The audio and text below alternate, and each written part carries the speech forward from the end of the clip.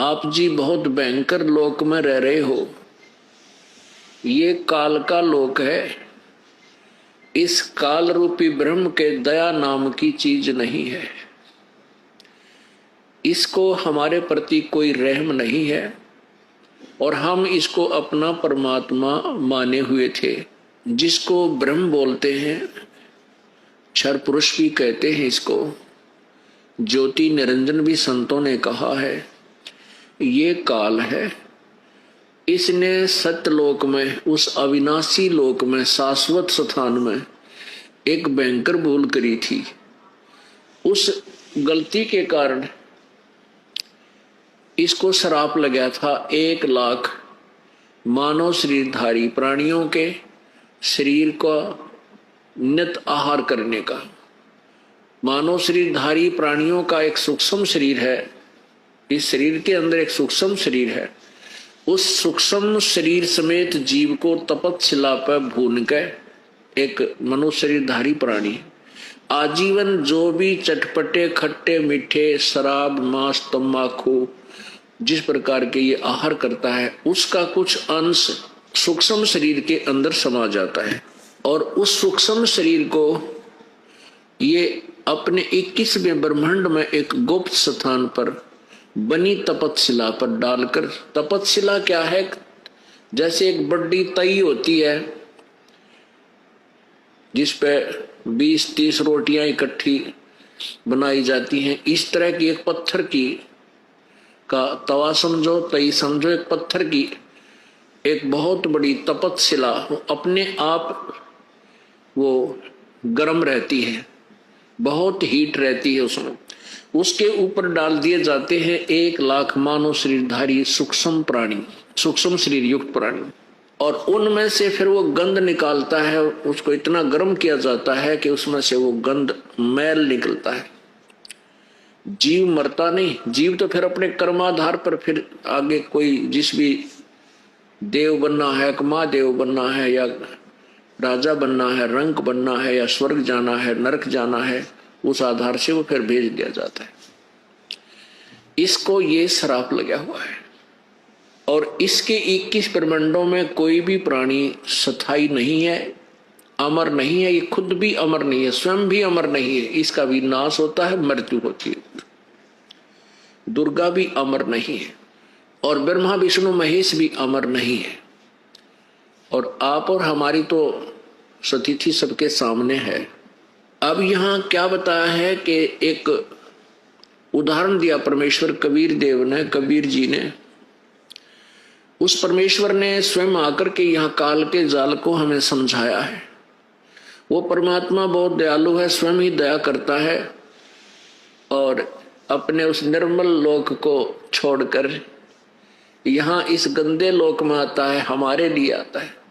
क्योंकि हम सभी आत्मा, चाहे आज कोई हिंदू बना है, सिख बना है, मुसलमान बना है, ईसाई बना है, या कोई चींटी बना है, हाथी बना है, कीड़ी मकोड़ा बना है, या कोई किस भी योनि में कोई पशु पक्षी बना है, या कोई पौधा पेड़ बना है, ये सभी आत्मा उस कबीर देव भगवान की हैं, कबीर प्रभु की हैं, परम अक्षर ब्रह्म की हैं हम सभी आत्माएं। और अपने का दुख अपने को ही होता है।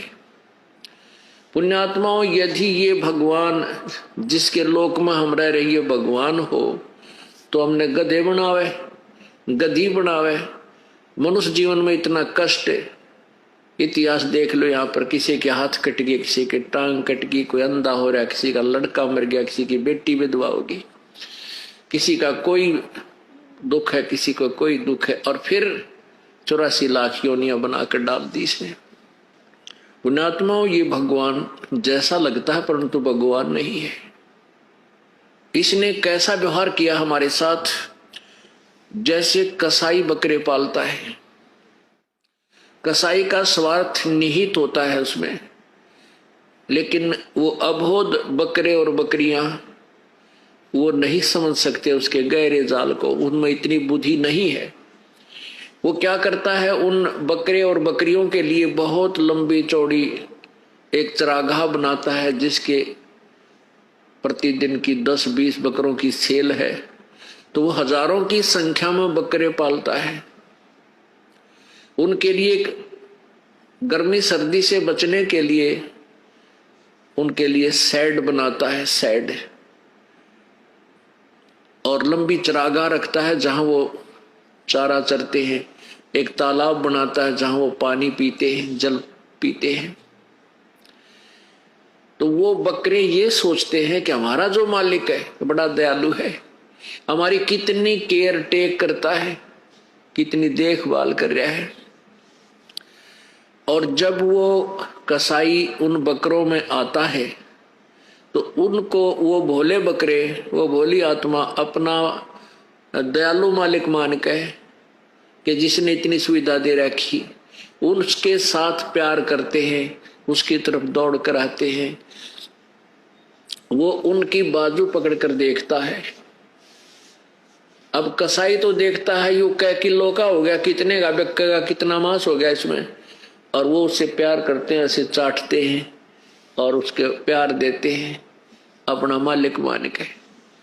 और जब उसको आदेश मिलता है, ऑर्डर मिलते हैं कि 10 बकरों का आज मांस बेच दे, तब उस समय वो नहीं देखता यू किसका बेटा मरेगा, किसकी बेटी मरेगी, किसी का बाप मरेगा, किसी की माँ मरेगी। वो तो डंडा लेकर के और 10 बकरे मोटे मोटे छांट लिया होगा, बकरे या बकरी, और ला करके वहां कड़च करा देगा। वो ना देखता किसका बेटा मर गया, किसी बेटी मर गई, किसी माँ मरी या भाई मरा। ठीक इसी प्रकार यो काल भगवान हमारे साथ व्यवहार करता है। इस काल भगवान का प्रथम रूप तो दिखा जैसे यो भगवान में पड़ा है काल ब्रह्म का, लेकिन इसका परम रूप काल है, यानी इसका श्रेष्ठ रूप तो काल है, असली रूप, परम माने असली। अब इस काल के जाल को ना ब्रह्मा जी समझ सके, ना विष्णु जी, ना शिव जी, और अन्य देवता ऋषियों का तो जिक्र कहाँ है वो समझ सके इसको। ये क्या करता है कि अपने वास्तविक रूप में प्रकट कभी नहीं होता। जो इसका वास्तविक विकराल रूप है, ओछा माथा, लंबे दांत, और जैसे गीता जी का ज्ञान देते समय इतना अपना वो स्वरूप दिखाया था, अर्जुन जैसे योद्धा कांप गए उसके रूप ने देख के, ये उसका वास्तविक रूप है। ये इसको छुपा भी सकता है, 1000 भुजाओं तक ये बना दिखा भी सकता है। जैसे मोर अपने चंदों को इकट्ठे कर लेता है और फैलाता है, जब चारों तरफ घुमा करके बहुत विस्तृत कर लेता है, ऐसी इसके पास सिद्धि है। यही विष्णु रूप और यही ब्रह्मा रूप, यही शंकर रूप, शिव रूप धारण कर लेता है भ्रमित करने के लिए और अपने सभी कार्य